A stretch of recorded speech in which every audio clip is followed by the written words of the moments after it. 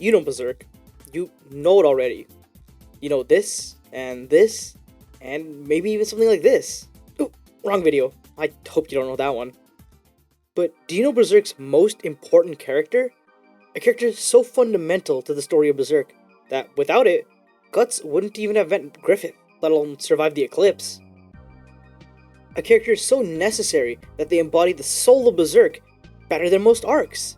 A character so significant that they're only in 3 chapters. That's it. This character only exists in 3 whole chapters of Berserk, because, well, that's all they need. If you're an anime only, please do yourself a favor and read the manga. Not just because I'm gonna spoil this chapter, but because it's genuinely good. Because today, we'll be talking about Berserk's most important elf, Chich. Who are you thinking of?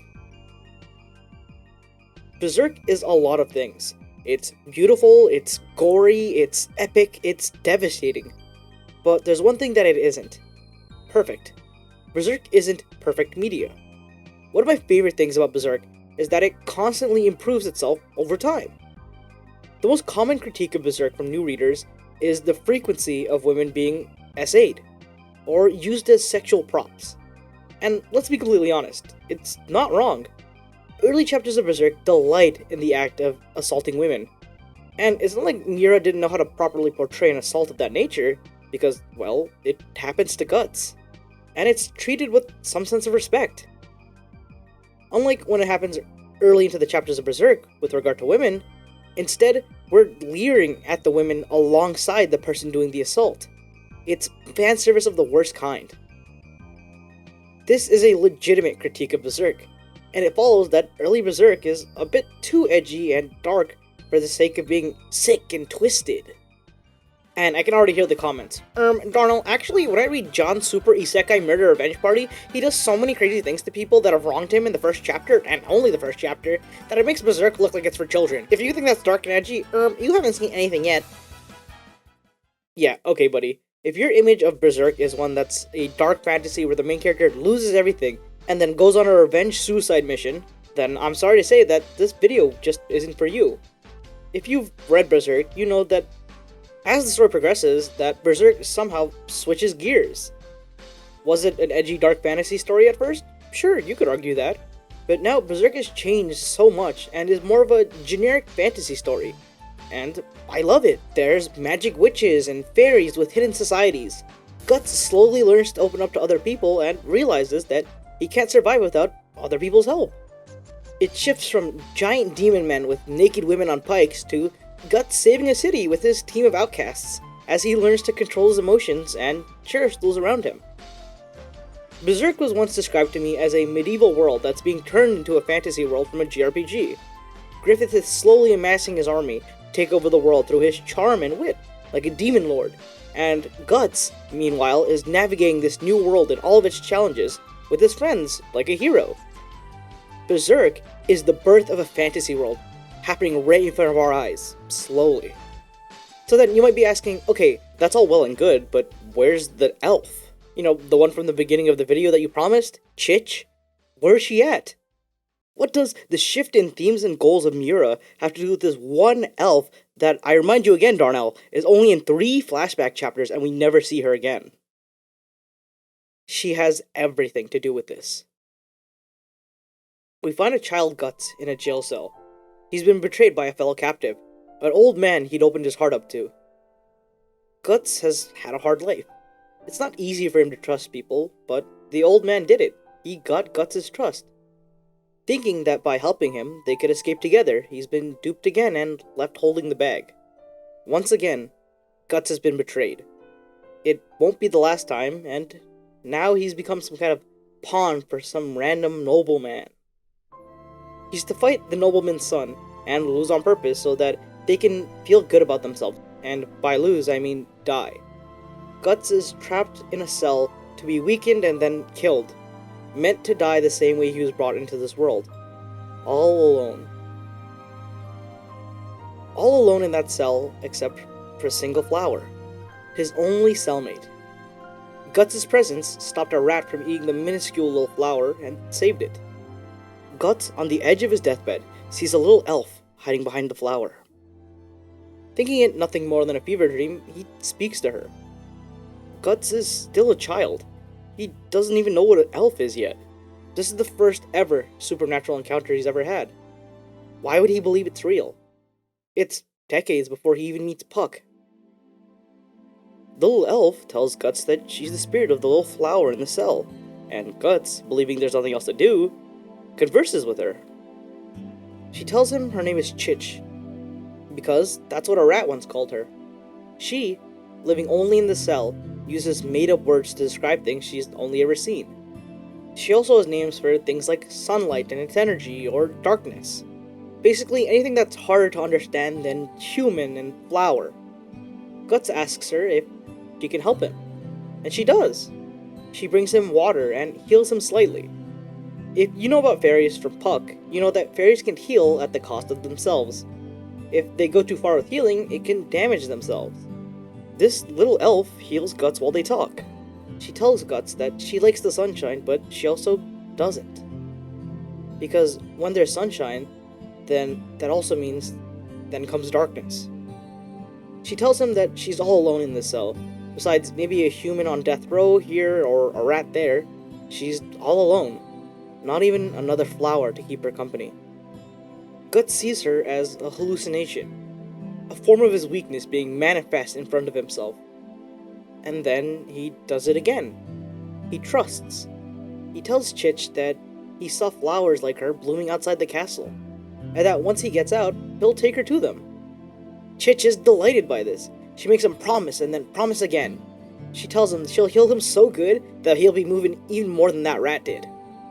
She does this by removing leaves from her flower, damaging it. Chich tells Guts that he's the only human who's ever found her.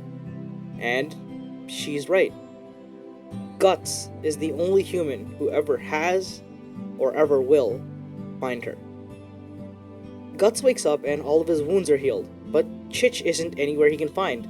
She's gone. The flower is wilted. He cries out to Chich, but she's nowhere to be found. As he's taken away for the battle, he takes her wilted flower. Obviously, he's given poor armor, while the nobleman's son is given high-quality, full-coverage armor. Guts thinks to himself, he's gotta win this fast, because Chich is wilting fast, and he's gotta get her to that field. Even despite the fact that the enemy's armor is nearly unbreakable, and all of the joints are covered, Guts wins. If impossible odds were enough to stop him, then Berserk would have been done decades ago. He's Guts, after all. Guts takes the son hostage, and then the castle is attacked by the same man who betrayed Guts earlier. Guts uses this chance to escape and bring Chich to the other flowers he saw earlier. Chich isn't there. There's no fairies there. Guts isn't even sure if what he saw was real. But he kept his promise. He brought Chich here, and the words she told him echo in his mind. We'll find Chich? Wonder if they will. Her petals scatter in the wind as Guts watches them. The final shot is Guts in the field of flowers as the narrator speaks. It's uncertain whether it was reality or dream. That was so long ago, when he was just a boy. The buried memory of an early spring day. The story of Guts and Chich is my favorite in Berserk. It's a 3-chapter long story about an elf that has nothing. She's all alone besides the rats that try and eat her or the people who scream endlessly before they're executed. And the first friend she makes, she's willing to give up everything for them. Just because he was nice to her. He promises her he'll take her to her friends, and those words were enough for her. In Berserk, sometimes people can see elves, sometimes they just don't. When Guts brings Chich to the Field of Flowers, she could have been long gone, or she could be with a whole new group of friends who love and cherish her as much as she deserves. We'll never know. He didn't see any other flower fairies. The only proof we have of Chich's existence is Guts. Before this, Guts had been betrayed several times by the only people he had ever trusted. Guts had every reason to be done with trust, to be jaded and never trust again. He's lost basically everything. And yet, this little elf girl, once again, On his deathbed, he decides to trust her, and she trusts him fully. For the first time in Guts' life, his sincerity and trust is repaid. Someone, for the first time, shows this little boy the kindness that he projects into the world. This is the first time Guts has had a real connection with someone in his life, and it cost her everything. But when I think about Chich and the direction of Berserk, I think that she would be happy. That she would be proud of Guts and the life that he lives and the person that he's become. That he has so many friends. When I think about Chich giving up her life for Guts, a self-sacrifice for a boy she'd known for a few minutes, I can't help but be happy. Chich made her decision, and she made it with all the determination that she had in her. This boy was going to live, and he did. No matter what happens to Guts, even if the gods themselves come after him, he will live. Chich, the little elf of a lone flower in an unknown castle to an unknown nobleman, made sure of that. The story of Chich is one that doesn't have to exist. Without it, the story of Guts and Griffith is unaffected. What I think it is a story that tells us what Berserk is really and truly about. It tells us what Miura wants. Berserk was a story that once could have been called an edgy dark fantasy, one where women were paraded around like objects and the world was brutal. The story of Chich is one that tells a story of love, of trust, of kindness, of the human condition. The story of Chich, to me, is one of growth, of Miura telling us directly that the story of Guts is one that is now about hope. When Guts fights for the world, he fights for Chich, for the people that Griffith would crush to achieve his dreams. The people whose stories are never even considered when men like Griffith have their way. Chich is Guts' first friend, the first elf he ever meets, the first person to offer him help, and the first person to ever be truly kind to him. Not for anything in return, but because that's just who she is naturally. When Guts fights, he fights with Chich at his side.